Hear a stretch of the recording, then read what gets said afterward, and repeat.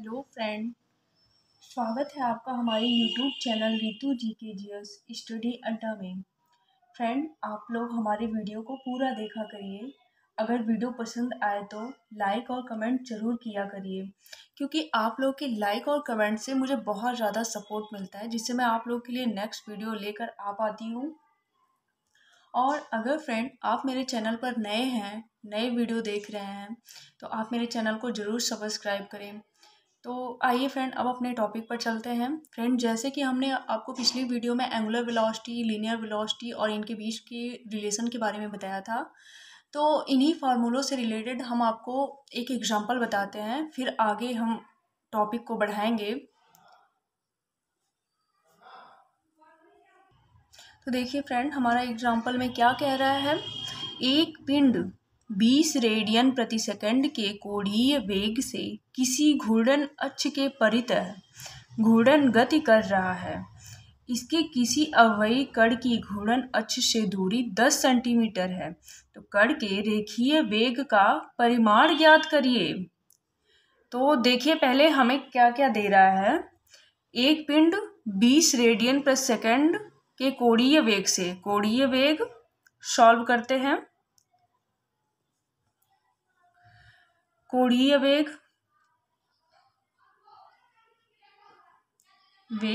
हमने कल बताया था आपको बहुत अच्छे से, ओमेगा इक्वल टू 20 रेडियन प्रति सेकंड। और क्या हमारा दिया है, इसके किसी अवयवी कण की घूर्णन अक्ष से दूरी, मतलब त्रिज्या जो है हमारी, त्रिज्या r हमारा दिया है 10 सेंटीमीटर। तो हमें क्या ज्ञात करने बोल रहा है, कण के रेखीय वेग का परिमाण ज्ञात करिए। रेखीय वेग मतलब हमें v जो है ज्ञात करना है। फॉर्मूला हमने कल क्या बताया था फ्रेंड आपको, v equal to r omega. तो इसमें ओमेगा और r की वैल्यू जो है वो पुट कर दीजिए।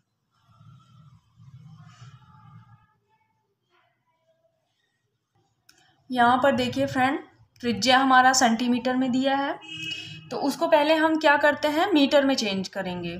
तो मीटर में चेंज करने के बाद हमारा क्या हो जाएगा, 0.10 मीटर। तो यहाँ पे हम क्या लिख लेंगे, 20 इंटू 0.10।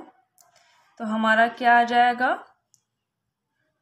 करने के बाद 2 मीटर प्रति सेकंड, क्योंकि हमारा ये रेखीय वेग का जो परिमाण होता है वो मीटर प्रति सेकंड होता है। अब इससे तो फ्रेंड आपको बहुत अच्छे से पता हो गया होगा, क्योंकि कल हमने इसके बीच का रिलेशन बता दिया, आज इससे रिलेटेड जो है एग्जाम्पल बता दिया। क्वेश्चन बहुत अच्छे से क्लियर हो गया होगा। वैसे क्वेश्चन आएंगे तो मैं आशा करती हूँ कि आप लोग ज़रूर सॉल्व कर लीजिएगा। तो चलिए अब चलते हैं हम लोग नेक्स्ट टॉपिक पर, कि आज हम आपको क्या पढ़ाएंगे।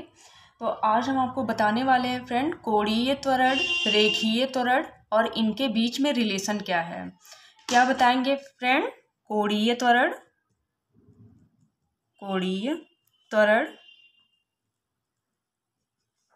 रेखीय त्वरण, त्वरण और इनके बीच में रिलेशन क्या है, का रिलेशन, संबंध। तो आइए फ्रेंड, पहले हम जानते हैं कोणीय त्वरण। कोणीय त्वरण, एंगुलर एक्सेलरेशन क्या है। एंगुलर एक्सेलरेशन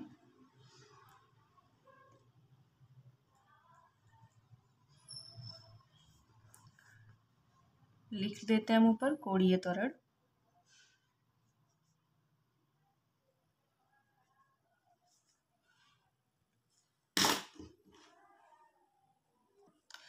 तो एंगुलर एक्सेलरेशन का डिफिनेशन क्या होता है फ्रेंड, पहले हम आपको वो बताते हैं।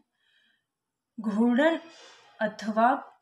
अथवा कोणीय गति में कोणीय वेग के समय के साथ परिवर्तन की दर को कोणीय त्वरण कहते हैं। एक बार फिर से सुनिए। घूर्णन अथवा कोणीय गति में कोणीय वेग के समय के साथ परिवर्तन की दर को कोणीय त्वरण कहते हैं। हम इसको लिख भी देते हैं क्योंकि अच्छी चीज है, इंपॉर्टेंट भी है। घूर्णन अथवा कोणीय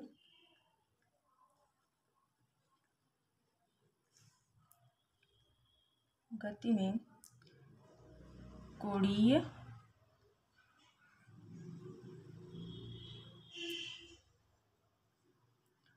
कोणीय वेग के समय के साथ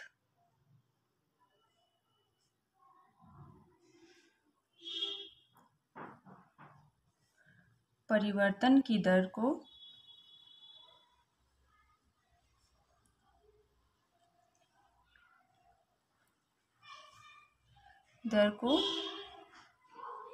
जो क्या कहते हैं, एंगुलर एक्सीलरेशन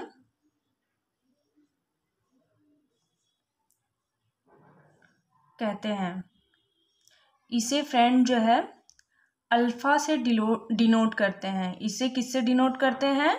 अल्फा से डिनोट करते हैं, दर्शाते हैं।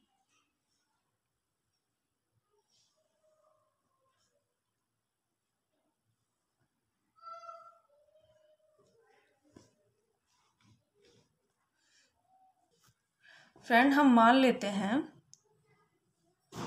माना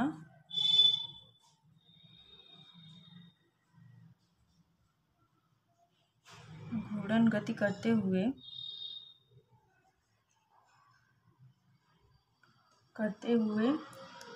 पिंड पर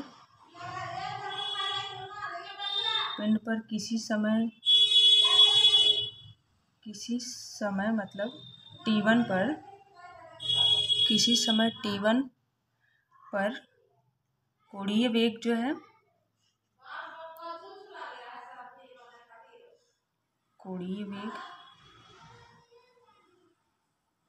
W1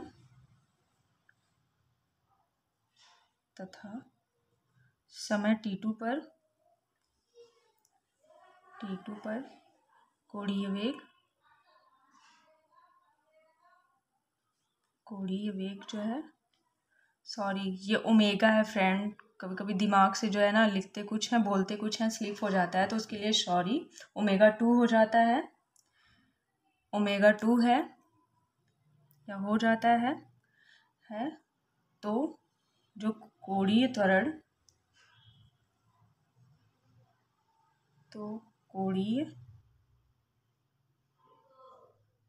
की परिभाषा से हम लिखते हैं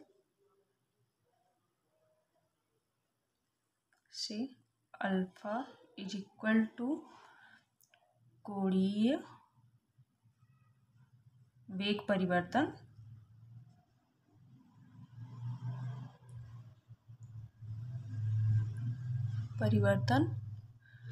अपान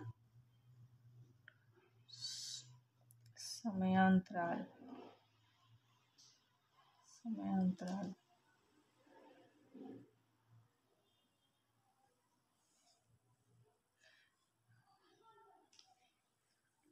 ओमेगा 2 माइनस ओमेगा 1 अपान T2 माइनस T1। ये हमारा अल्फा इज इक्वल टू हो जाएगा friend delta omega upon delta T. ये एक फॉर्मूला हो गया अल्फा के लिए, कोणीय त्वरण is equal to delta omega upon delta T. कोणीय त्वरण की परिभाषा से आप इसको अच्छे से ध्यान रखिएगा, क्योंकि जो आगे हम न्यूमेरिकल सॉल्व करेंगे या जो डेरिवेशन करेंगे आगे आने के बाद, उसमें इसकी ज़रूरत पड़ेगी। तो देखिए फ्रेंड, यह कोणीय त्वरण का फार्मूला हो गया। इसका मात्रक रेडियन प्रति सेकंड स्क्वायर होता है और बीमा क्या होती है, मात्रक क्या होता है, रेडियन रेडियन प्रति क्या होता है, सेकंड स्क्वायर होता है। और इसका विमीय सूत्र क्या होता है, m की पावर 0, l की पावर 0, t की पावर -2। और कोणीय त्वरण जो है एक सदिश राशि है फ्रेंड्स, कोणीय त्वरण एक सदिश राशि है। अब हम आपको बताते हैं, ये तो हो गया हमारा कोणीय त्वरण, एंगुलर एक्सेलरेशन। अब हम आपको बताएंगे लीनियर एक्सेलरेशन।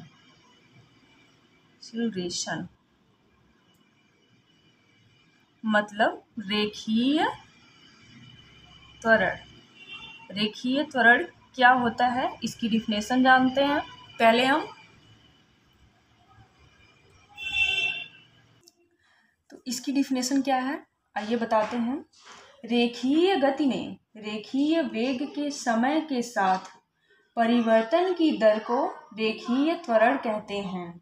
एक बार और सुनिए, रेखीय गति में रेखीय वेग के समय के साथ परिवर्तन की दर को रेखीय त्वरण कहते हैं। आइए इसकी डिफिनेशन हम लिखते हैं। रेखीय गति में रेखीय वेग के समय के साथ परिवर्तन की दर को लीनियर एक्सेलरेशन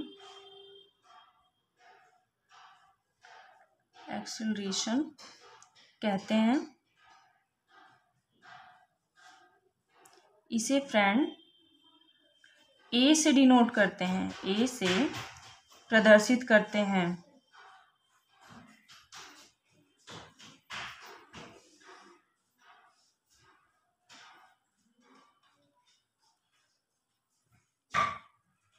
तो देखिए फ्रेंड, हमारा ए इक्वल टू क्या होगा, फॉर्म डिफिनेशन के थ्रू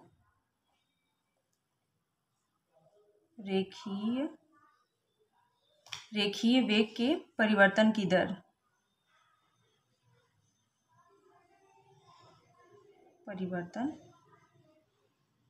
वेग परिवर्तन अपान समयांतराल।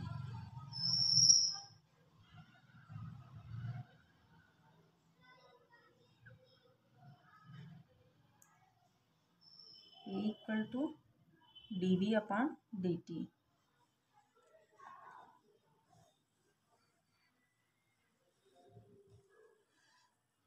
यह फ्रेंड रेखीय त्वरण का सूत्र है। डिफिनेशन के अनुसार यह रेखीय त्वरण का जो सूत्र है, इसका मात्रक जो होता है मीटर प्रति सेकंड स्क्वायर होता है। और यह एक सदिश राशि है फ्रेंड। और इसका रेखीय त्वरण का जो विमीय सूत्र होता है वो होता है m की पावर 0 t की पावर -2। यह इसका विमीय सूत्र हो गया। अब फ्रेंड हम लोग क्या पढ़ते हैं, अब इनके मतलब रेखीय त्वरण और कोणीय त्वरण के बीच में रिलेशन क्या है उसको पढ़ते हैं।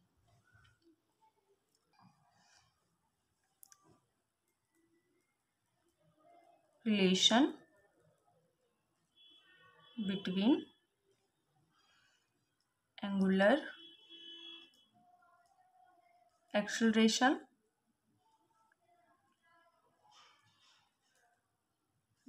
And linear acceleration.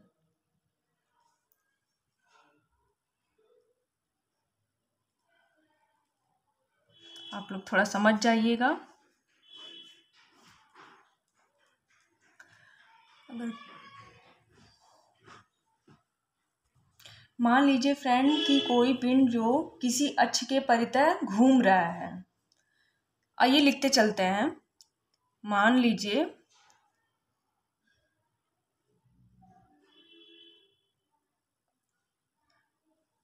कोई पिंड जो है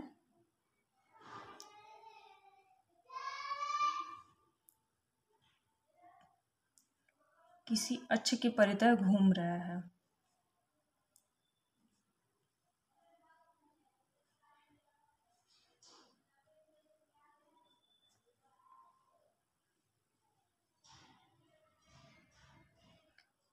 तो उसका कोणीय त्वरण क्या होगा? अभी हमने बताया था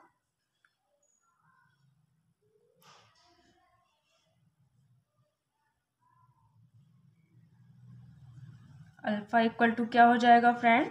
D omega upon D T. इसको मान लेते हैं इक्वेशन नंबर 1। और यदि किसी पिंड का किसी क्षण रेखीय वेग v है तो यदि किसी पिंड का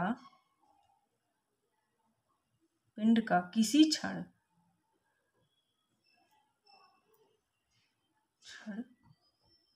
रेखीय वेग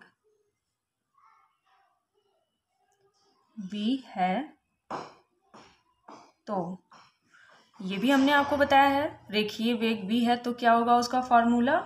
v equal to r omega. और ओमेगा इक्वल टू हम क्या लिख सकते हैं फ्रेंड? v upon r. इसको इक्वेशन नंबर 2 मानते हैं।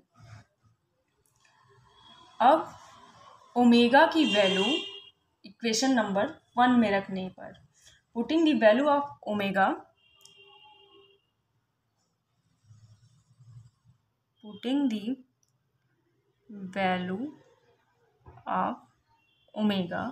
in equation number 1, alpha equal to dv upon r dt।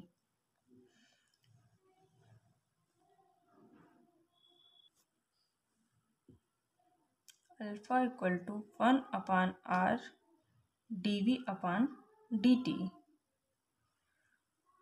अब आप dv अपान dt को क्या लिख सकते हैं फ्रेंड? अच्छे से पता होगा, अभी इसके कुछ ही मिनट पहले हमने बताया था।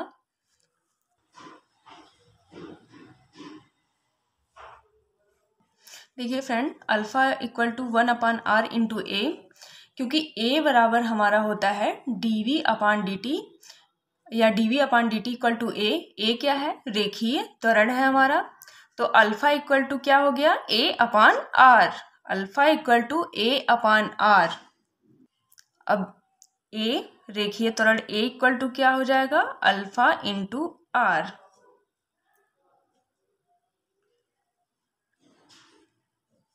यही हमारा इन दोनों लोगों के बीच का रिलेशन होगा।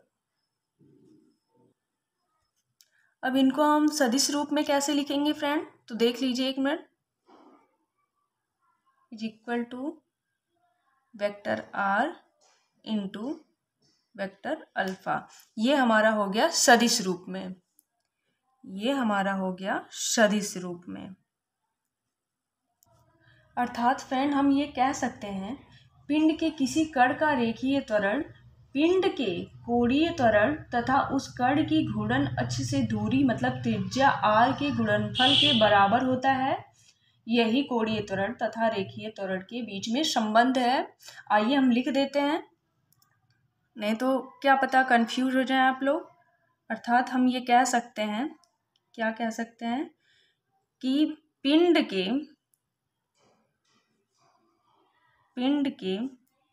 किसी कण का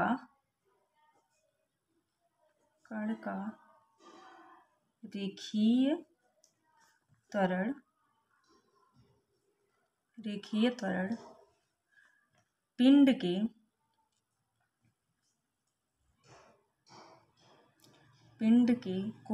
त्वरण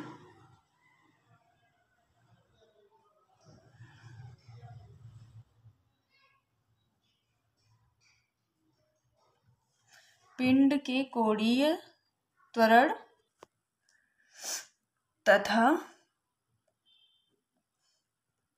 तथा उस कण के घूर्णन अक्ष की घूर्णन अक्ष की दूरी, घूर्णन अक्ष से दूरी मतलब त्रिज्या जो है r है, जो त्रिज्या r है के गुणनफल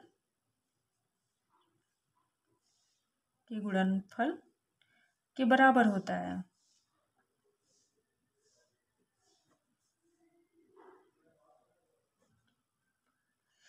देखिए फ्रेंड, पिंड के किसी कण का रेखीय त्वरण a पिंड के कोणीय त्वरण अल्फा तथा उस कण के घूर्णन अक्ष से दूरी त्रिज्या मतलब r के गुणनफल के बराबर होता है। बहुत ही इजी है, ये हमेशा ध्यान में रखिएगा, कभी कभी एक एक नंबर में पूछ देता है। और यही इन लोगों के बीच का रिलेशन हो गया। अब फ्रेंड, इस फार्मूला से रिलेटेड हम आपको एक एग्जांपल दे देते हैं, जिससे आपको एग्जांपल सॉल्व करने के बाद ये फार्मूला शायद ना भूले। तो आइए हम आपको एग्जांपल बताते हैं जल्दी से। तो देखिए फ्रेंड, हमने जो है क्वेश्चन लिख दिया है। अब क्वेश्चन क्या कह रहा है एक बार पढ़ देते हैं। आप लोग भी ध्यान से देखिए, सुनिए, हम पढ़ रहे हैं तो आप लोग सुनिए, ध्यान से देखिए भी। घूर्णन गति करते हुए किसी पिंड का कोणीय त्वरण 4 रेडियन प्रति सेकंड स्क्वायर है। यदि इसके किसी अवयवी कण की घूर्णन अक्ष से दूरी 25 सेंटीमीटर हो तो कण के रेखीय त्वरण का परिमाण क्या होगा। क्वेश्चन बहुत ही अच्छा है, बस आप लोग अच्छे से देखिए, अच्छे से ध्यान दीजिए। तो देखिए फ्रेंड, क्या कह रहा है, कोणीय त्वरण मतलब हमारा कोणीय त्वरण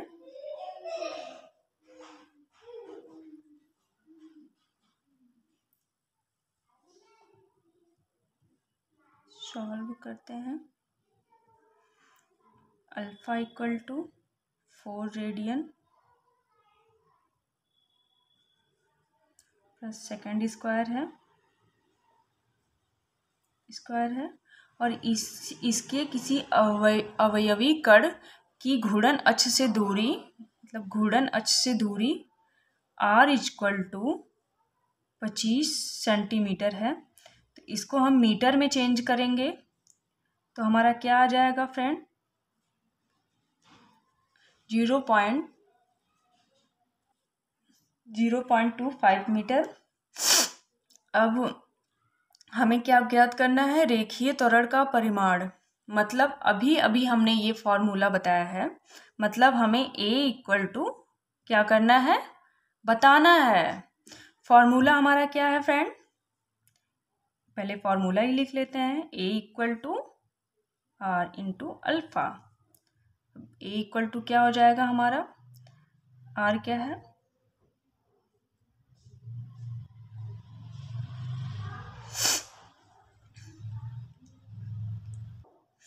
ये हमारा क्या हो जाएगा फ्रेंड, 1, इसका मात्रक क्या होता है, मीटर प्रति सेकंड स्क्वायर।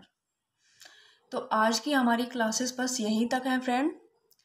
नेक्स्ट डे हम आपको जो बताएंगे वो बताएंगे, लेकिन अभी भी अगर आपको अभी नहीं बताते हैं कि कल क्या पढ़ाएंगे, क्या पता हम चेंज भी कर दें। वैसे पढ़ाने का वही हमारा मकसद है कि हम आपको कल बल आघूर्ण बताएंगे, मोमेंट ऑफ फोर्स और टार्क्यू, यही सब बताएंगे। तो वो तो बताएंगे, बट अगर फ्रेंड आज की वीडियो आपको अच्छी लगे तो लाइक और कमेंट ज़रूर करिएगा। और thank you friend for watching this video. Thank you again.